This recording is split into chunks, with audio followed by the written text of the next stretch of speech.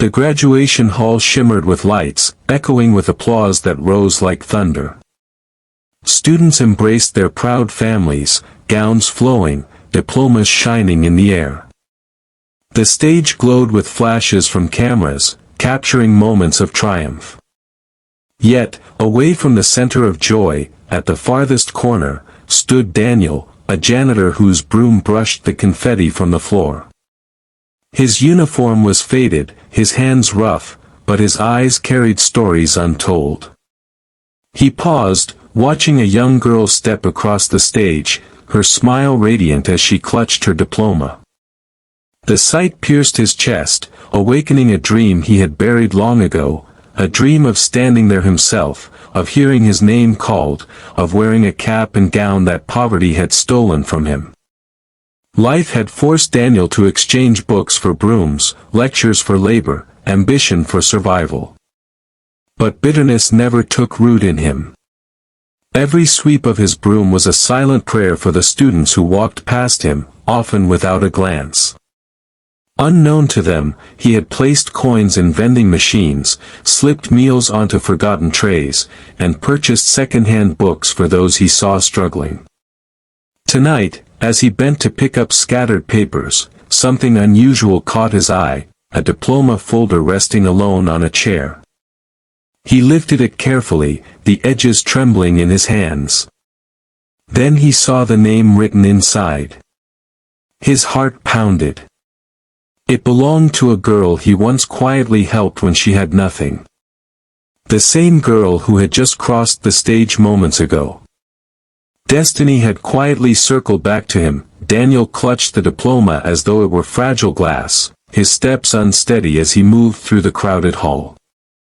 Laughter, cheers, and camera shutters surrounded him, yet he felt invisible, as he always had. His mind drifted back to long nights patching worn shoes just to keep working, mornings standing in food bank lines, and evenings scrubbing classrooms after children had gone home. Poverty had stripped him of opportunities, but not of compassion. He remembered her name now, Emily. Years ago, he had stumbled upon her in the library, her eyes red from crying over books she couldn't afford. Her mother worked endlessly, yet the cost of education was heavier than they could carry. Daniel, who had so little, made a choice. He worked extra shifts, skipped meals, and used his week's wages to buy her the second-hand books she desperately needed. He had left them quietly on her desk, vanishing before she could ever know. To him, it wasn't charity. It was hope. A seed planted in silence. And here she was, radiant, celebrated, holding the very dream he once let go. Daniel's chest swelled with pride, but an ache of doubt gnawed inside him. Across the crowd, Emily glowed beneath camera lights, professors surrounding her like guardians of her success.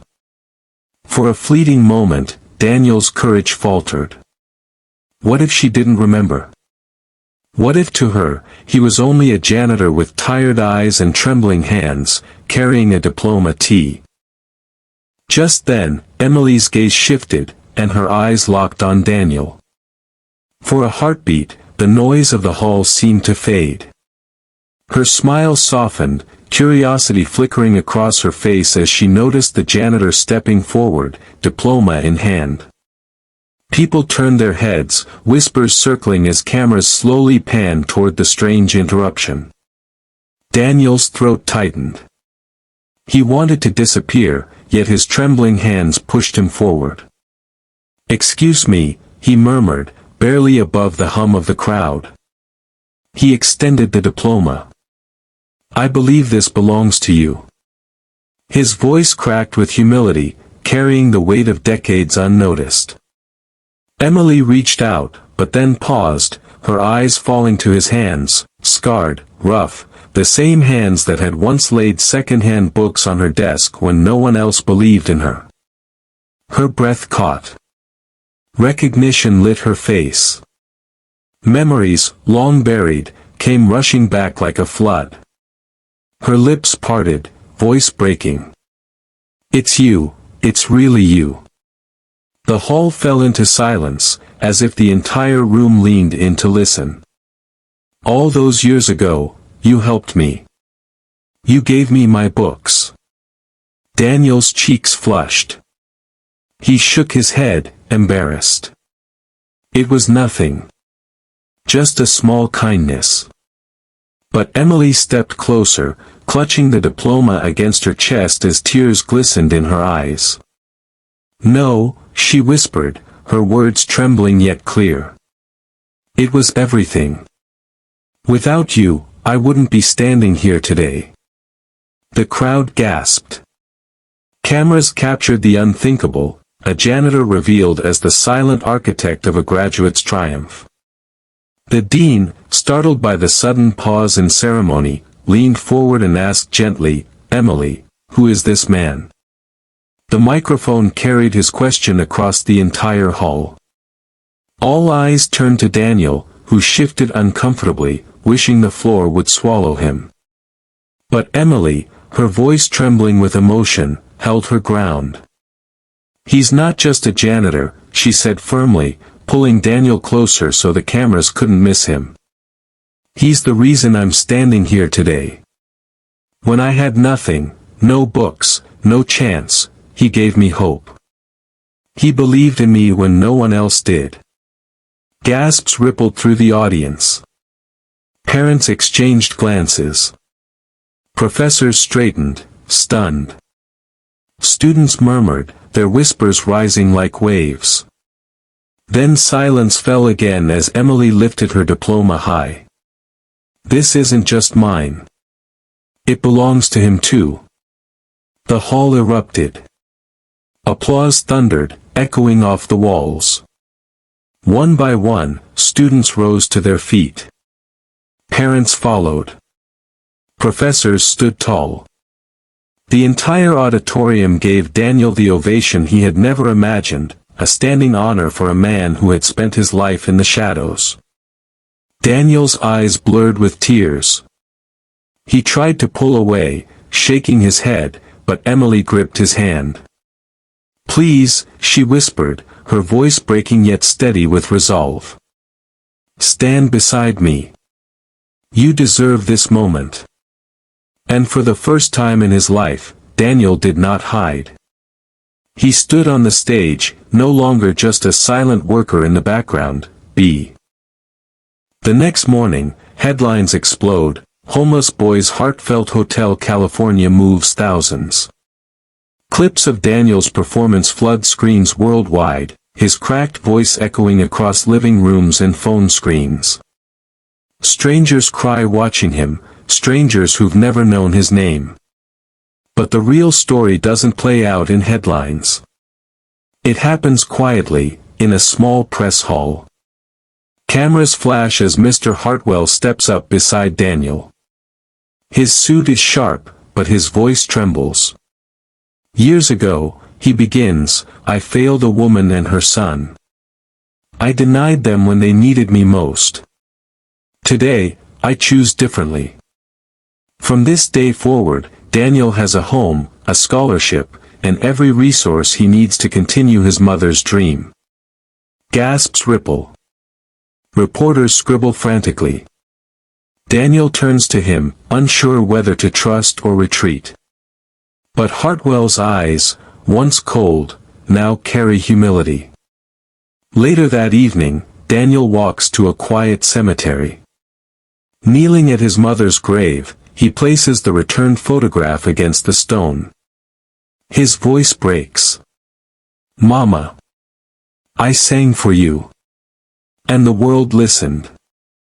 Behind him, Hartwell removes his hat, bowing his head in silence. No spotlight, no applause. Just two souls, one seeking forgiveness, the other learning to forgive. Daniel strums his guitar softly. Passers-by pause, drawn by the fragile sound. The song, "Once Is Alone," now belongs to anyone who's ever lost, loved, or longed for one more chance. But destiny has one last twist waiting, hidden in a letter sealed with truth. Months later, The hall is packed again, but this time, it isn't for a contest. It's for graduation. Caps and gowns sway. Families cheer. Pride fills the air. Daniel, taller now, dressed in his gown, walks across the stage to claim his diploma. The crowd rises, applause thunderous. But the loudest clap, steady and strong, comes from Mr. Hartwell, smiling like a father reborn. Daniel steps to the podium, voice trembling. I once believed music was just notes. But I've learned its sacrifice, its love carried through generations. My mother gave me her voice. And a stranger, once my enemy, helped me carry it forward. The crowd erupts, tears shining. As Daniel descends the stage, an usher hands him an envelope. Confused, he opens it.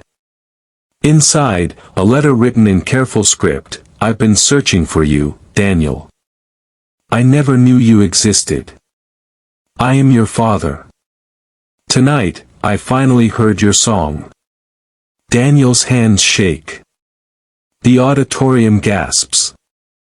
He looks toward the back, where a man, older, unfamiliar, stands with tears streaming, nodding gently. Hartwell steps aside, eyes wide, realizing this isn't the end of his role, but the beginning of a bigger family than he imagined. Daniel clutches both the letter and diploma, overcome. He thought he stood alone in the world. Yet tonight, he stands with a legacy, a mother's sacrifice, a stranger's redemption, and a father's return. The boy who sang from pain now sings from love. And